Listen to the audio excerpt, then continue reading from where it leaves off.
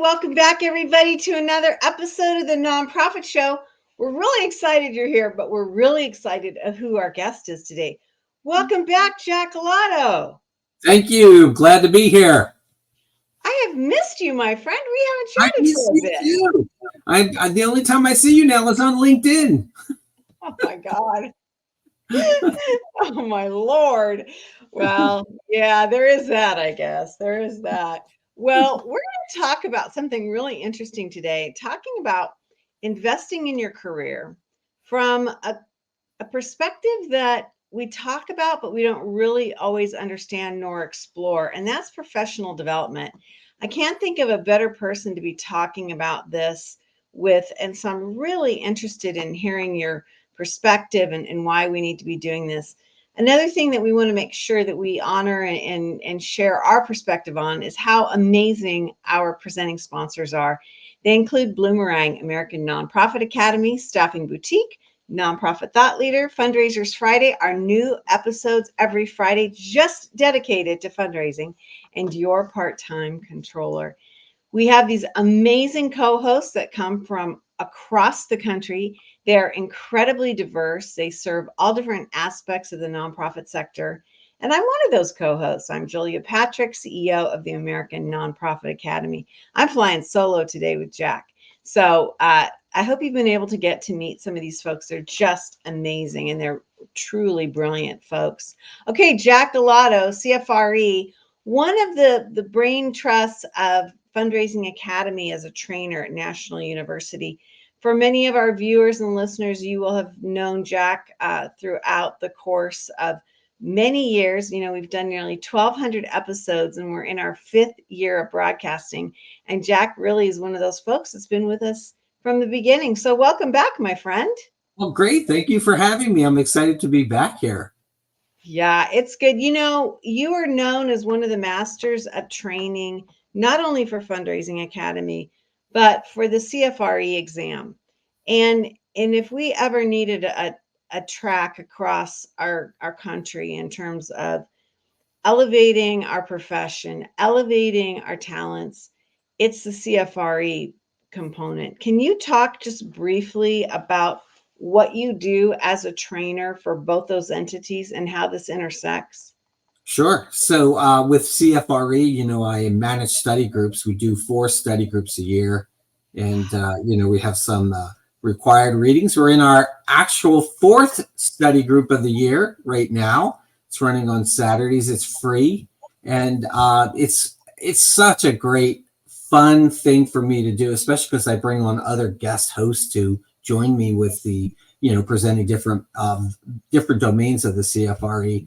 And I just really enjoy that. And, you know, it's just one of the things that I have a great deal of pleasure from. And then, of course, I'm a trainer at the Fundraising Academy at National University, which is really one of the most passionate things I do. I love the work that we do at the Fundraising Academy because we are building a cadre of fundraisers who are going to change the world, I like to say.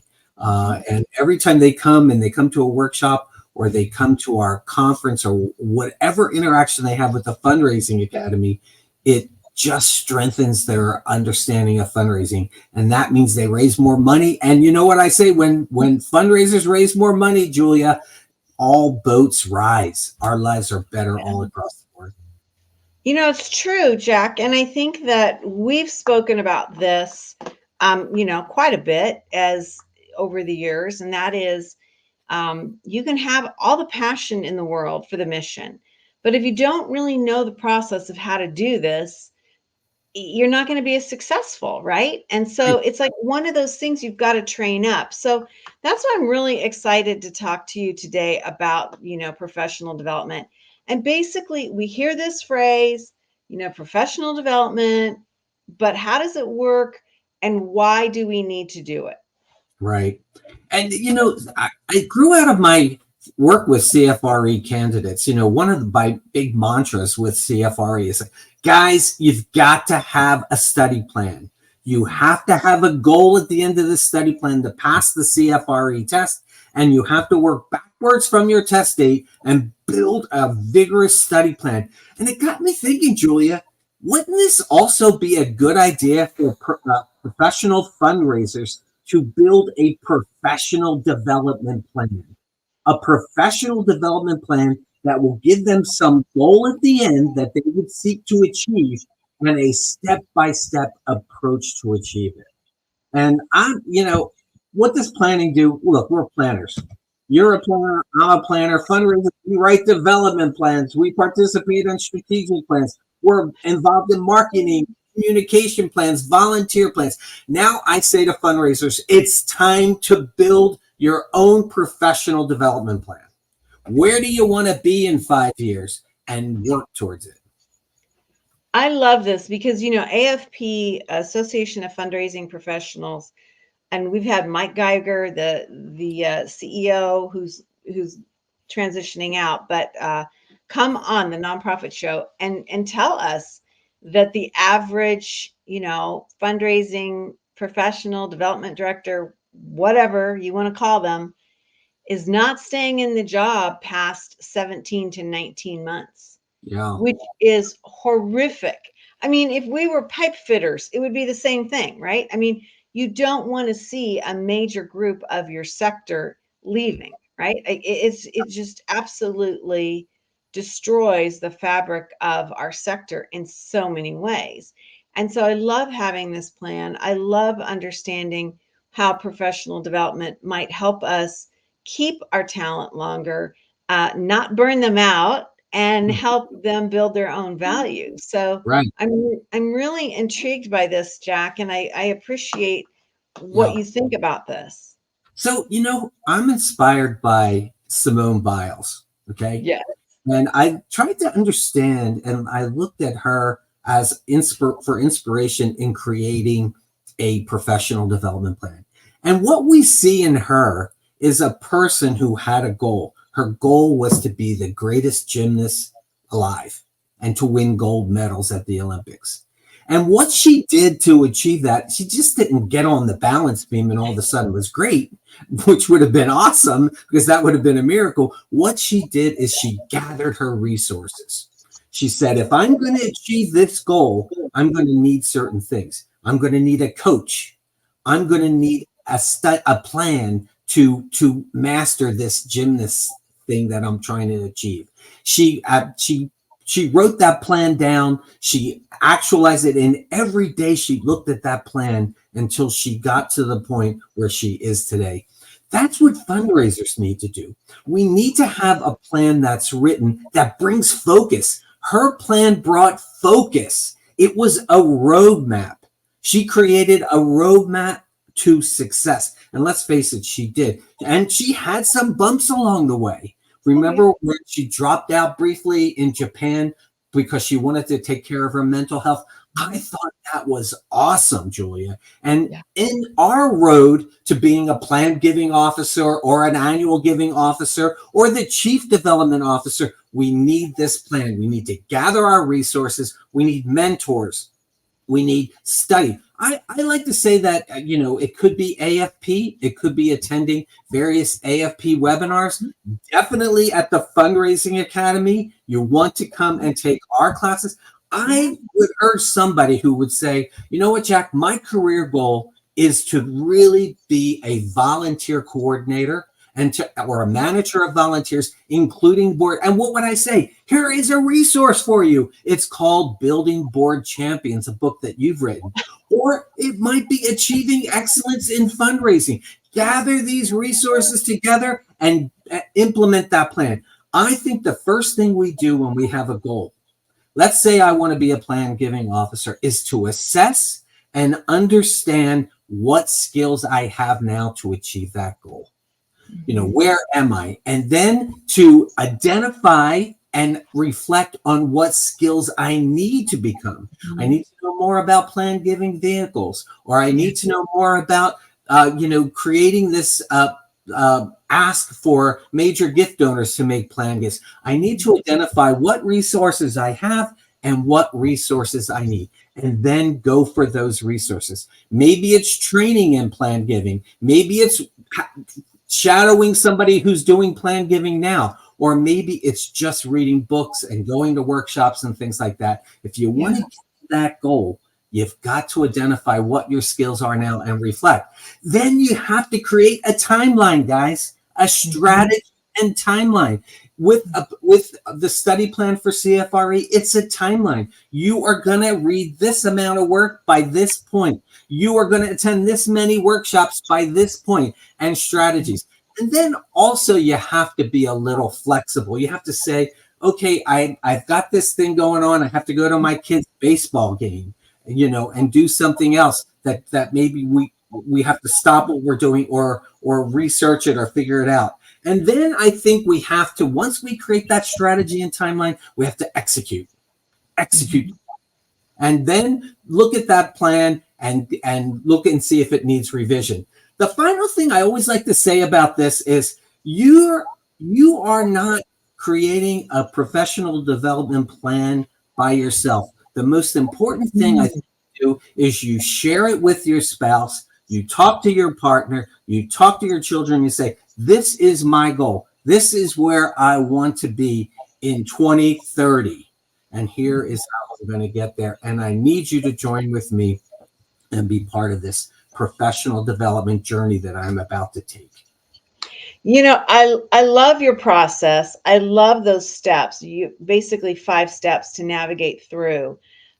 I'm really intrigued by, and these are my words, the witness factor. Like, sharing with your trusted advisors, family, friends, coworkers, about this journey that you're going to take, that you are asking for support, that you are, in essence, witnessing to your cohort. This is what I'm about, because I think there's something odd and at the same time magical about giving voice to something, that when we speak up and we say something, Yeah. we hear it, it goes back, it comes to the forefront of our brain. Others, can support us. And so I like that you include that, because that's not a usual suspect. Right. And here's the thing. I really urge you to go to your supervisor. Let's say you want to be an annual giving manager. You want to manage the annual giving program. If you came to me and I was your supervisor, I'd say, yes, yes, yes. I love this employee. They have ambition. I want to help them along with their ambition. Maybe I would say, you know what I'm going to do, Julia? I'm going to send you to a training, a 2-day training somewhere on managing annual gifts, writing a direct mail letter. If it's major gifts, how to interact with major gift donors, prospecting, etc. Whatever it is. And if it's CFRE, certainly help them pay for the CFRE, pay for it all if you can, and go on trainings. One of the things that I did in my own career when I was actually a fundraiser, I availed myself of every single training I got. Anytime my employer would say, hey, you want to learn about plan gifts? There I was. You want to be a better grant writer? There I was. So even if it wasn't something that was exactly in my career goal, I thought it was wise for me to find out as much as I could about that topic. And along my career path, sometimes I had to make revisions. Maybe if an opportunity came up for me where someone said, I would say, hey, I'm not exactly ready to do major gifts, but they say, would you like to do major gifts? I took the opportunity, and then I started backfilling and figuring out what I had to learn, what I had to do to be the best major gift officer I could be. So there's lots of things around that. Yeah, I love that, because I also think that if you're not so one-dimensional, you have more opportunities and you just have a stronger brain, right? I mean, you can make stronger connections and you can understand those around you during doing work and what it takes to run a healthy organization. So I agree. I love that you talk about leaning in. I think that's important. One of the things that I love about creating your own professional development plan, it's for you. It's something you could do for you. And, it's funny. I talked to someone yesterday from North Carolina, and he was telling me, he says, well, I'm getting up there. I don't know how much longer I'm going to work, but I still want to get my CFRE. And I said, well, why do you want to get your CFRE? And he said, because I want to get it. And I said, go for it. I want to help you. He said, it's not going to improve my job. I'm already the chief development officer, but I just want to have it. And I love that. I think that so much of what we do in fundraising is for others. It's for our organization. It's for our beneficiaries and clients. It's for our coworkers. It's for our board members. It's for our leadership. But now I'm saying it's time to be me oriented. And I've looked at many a study plan, and I always say, well, this study plan has you doing 5 hours of studying a day. You can't do that. That's unrealistic. What's in it for you? Put time in it for you. One of the people I talked with once, he said, I'm going to study during the time when I would normally be doing my workout. You know what I told him? No. Oh, yeah. Don't do that. Do your workout. That's you. That's for you. And I went in this discussion, I said, you have to do things for you. And that's what I think a professional development plan does, Julia. It says, this is where I want to be. This is where I want to go. It's a roadmap, and it's a tool of management. It's a managing ourselves, our professional development career. So you mentioned something very briefly, and I want to drill down a little bit about this. Who pays for all this? Because these things can be incredibly expensive. I know with your trainings at Fundraising Academy, you have things that are free, you have things that are not. You're going to be launching a really exciting project very shortly in the fall, which we'll be talking about more at another time. But how do we find this, and I'm going to call it out, investment to be funded, and what does that look like? Well, if you're the chief development officer and you do not have a training budget for yourself as well as your people, that's a mistake. You should have in your budget some portion of your budget to train people. Because when I always said this, when I was the executive director or if I was the chief development officer, I said, when they become better fundraisers, I benefit. Because I'm the leader. When I send them to a plan giving workshop and they come back and they're like, gung ho, I'm going to implement this plan giving program I learned. And I've heard people say this to me. I love this major gift thing I've learned in a major gift. I'm like, go for it. Actualize it. So it really is important that in your budget, guys, you put things in there for staff development. Training of staff. And I think this is advocated by AFP, certainly by the Fundraising Academy at NU, and also by CFRE.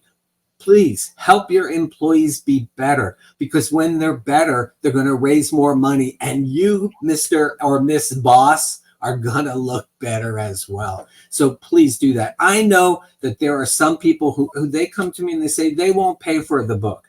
They won't do this. And I try to steer them towards used books or, something or free workshops. And there are lots of free workshops out there.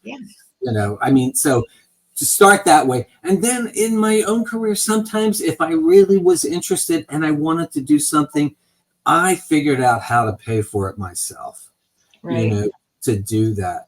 So I think it's really important to invest in yourself. And sometimes that means less Starbucks or Pete's or some other coffee house, but more about you. And I'm all into fundraisers taking care of themselves now. Right. I think that's an important discussion. One of the things too that I've seen across my years is this like shared investment. And it's an interesting thing. It is the organization saying, and I've seen this in for-profit and nonprofit, where management comes back and says, yeah, we'll support this, but we will refund it or the costs, or we'll give a percentage once that certification or designation has been achieved. And I feel like that is something done to incentivize the conclusion of that achievement. But also, I'm curious as to what you think about this. I feel like maybe it cements somebody to their employer, meaning, we don't want to support you to get this designation or this certificate just so you can job hop or Yeah. job search. Yeah. I Do you mean, have a thought on that? so I've heard of some employers saying, well, we're going to put you through this program. You're going to become an expert in this topic, but we want you to commit to staying with us 2 more years. Oh, okay. Does it? And I think that's fair. And honestly, if someone was investing in me, they wouldn't have to put that incentive in there or that caveat that I have to say. I would want to stay with them Yeah, because they're investing in me, and I yeah, think that's awesome. So yeah. I would really want to remain with them and maybe even longer. I love when I hear from CFRE candidates who say, "Well, I'm up for renewal, and my employer is going to pay for that." I say that's a beautiful thing. Right, Or right. I'm certifying, and my employer is going to pay for that. I love that. And when I hear some people say, "Well, my employer is so good about this. My boss said this," and I'm thinking to myself, I want to go to work for that person. That's the kind of person I want to work for because Yeah, that's the kind of boss who cares about her employees, her staff, mhm, the people who she's working with. And that's really great. And I'll tell you something, if there's a lot of turnover, as you were mentioning earlier, mhm. Julia, in it as AFP at 17 months, it's really a failure in leadership. So if Yeah, you keep those people, guys, really give them, nurture them, help them, ask them to give you their professional development plan. People, guys, you could ask your employees to create their own professional development plan with these 5 steps that we've talked about earlier, and then review it with them. Ask them how you could help them achieve this. What do they need to achieve this? Some of the best employers in this country, the for-profit employers, invest in their employees. right. Well, let's finish up our conversation with that. Is like finding that right professional development because you mentioned this right off the bat, and I love this. It was like if there's a an opportunity to learn about grant management or grant, writing, that maybe that's not your job description, but you're going to get invested and learn. How do we determine what is the right professional development? I mean, how do we, if you in essence vet what these offerings are? Because there's just so much, across the spectrum now that we can do this digitally. Yeah. So I think there are some absolutely known good trainers. AFP, Boomerang, the Mhm. Fundraising Academy. There are Yeah. some really good, reputable trainers. Now, I do get a lot of emails from people who say, "Hey, we're going to host this podcast on this topic." And I think, how are they going to do that? What is their expertise to do that? So I think you have to be discriminating in what you do. In the same thing of what you read. Every year, you know what I do, Julia? I do a Google search. What are the 3 recently published books? By the way, your book is coming up next year because it was published this year. Yeah. And then I try to buy those books. So I bought 3 books from last year. 2 of them were awful, in my opinion. One of them was great. So, I mean, you have to think about who are these people? Yeah. What's their credibility to run this workshop or this training? Mhm. Yeah, I think it's an interesting thing, and I do think that because to your point, there's so many choices, we do need to refine this, because if it turns out to be a negative experience or it steers you in the wrong direction, then that's really a problem, and we've got to make sure that we are navigating forward. We mentioned, and maybe I'll use the word we teased a bit, that Fundraising Academy is going to be launching their own certification product in the near future. And we'll have somebody back on to discuss that more in depth because I think it's a really exciting opportunity. We've had a great relationship with Fundraising Academy, and I personally have lamented that I didn't know your process as a young community fundraiser because I could have raised millions more for my community. Oh, I agree. I And mean, so, yeah, it's exciting to think that you all are gonna have, an actual certification, project, right. underway. And So, I'll tell you what, I'm working on that right now with some of my colleagues at the Fundraising Academy. It's the most exciting thing. I honestly, in my years of at either at National University or JFK University. This is so exciting for me, this asynchronous course. And every time I get in there and start working on it, I think, where was this when I needed it 30 years ago? Why I did I, know. it's so Yeah. incredible, Yeah, I So know that, and it's interesting, Jack, that you and your amazing cohort of experts at National University can witness that you can say that you can actually, you know, you can you can understand that because you can look at that arc of your career and go back to certain things that happened and be like, yeah, if I had known, if I had been better trained, if we had no, had these discussions, I mean, it's pretty profound. And so we're very excited to be talking, more with you. I'm always excited to talk with the amazing Jack Alotto, CFRE Fundraising Academy trainer. I like to call him a bon vivant. He's a man about the world, an amazing, amazing human being with tremendous energy and passion for what he does. You can find Jack Alotto fundraising at fundraising-academy.org.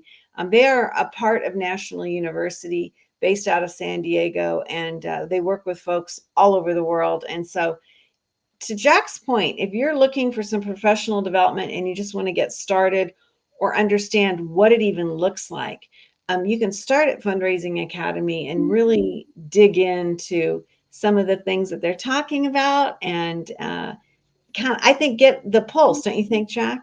oh yeah. One of the best things, and Julia, I got to just say this. I know we're gonna close it. Find a mentor, guys. Yeah. My mentors, some of them, I had a mentor I didn't like, but man, did I learn a lot from her. She just was awesome. You Yeah. know, and at the time it was painful, but in retrospect, it was the best thing that ever happened to me. I So love find a it. mentor. Find a mentor. Yeah, that's wise. That's good advice. And I think that dovetails to what you said earlier about witnessing what you're doing.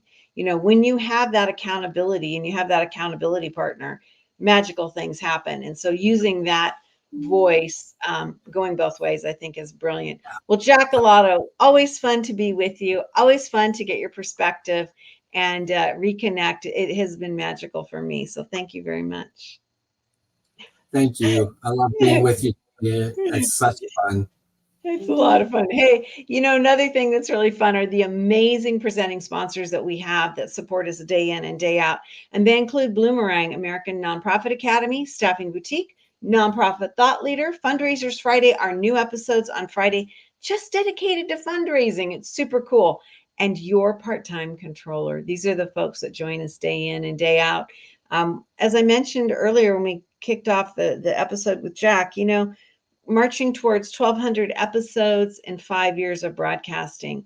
It's really an achievement for all of us on our team, and Fundraising Academy has certainly been a part of that. So thank you to everyone who has supported us and who continues to support us. Okay, Jack, you know how I end this episode, every episode, with this message. And today I'm thinking about how important it is for our own well being. And the message goes like this: to stay well so you can do well. Yeah. Thanks, everyone.